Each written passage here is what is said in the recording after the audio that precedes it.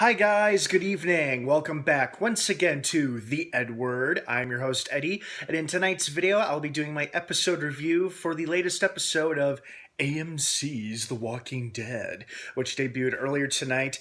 It was a big one, so I gotta warn you right now before I start talking too much and gushing about it. Please be warned, as usual with all my episode reviews, this will be full of massive spoilers regarding the most recent episode. So if you're not caught up on The Walking Dead up to date by this episode, or if you're behind a few episodes, do not keep watching or listening, as I will be discussing massive spoilers, especially for this big one. So you have been warned.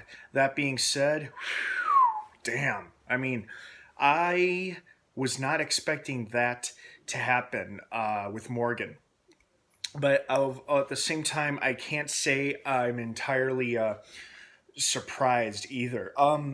This was a really heavy episode, like emotionally heavy. And the funny thing is that the characters who did die weren't big characters, but they were likable enough where you're like, "Aw, he's dead now."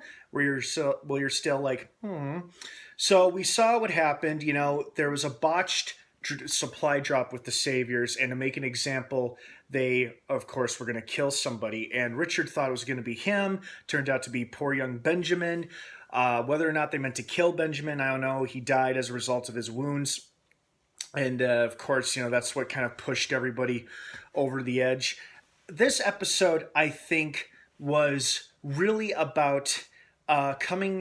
It was like a big awakening episode for for two characters specifically, Morgan and Ezekiel. It's like they both finally woke up and smelled the roses, and they realized that this is the life they have and this is how it has to be. And unfortunately, there had to be some bloodshed in order for them to learn that lesson. Sometimes we learn sometimes we learn the best lessons in the hardest way. And I think that's what happened with Ezekiel and Morgan. Definitely Morgan, because, you know, we finally saw him start to revert to his old ways of being a bloodthirsty killer. And he almost lost it for a second there, but he managed to maintain his grip on his humanity.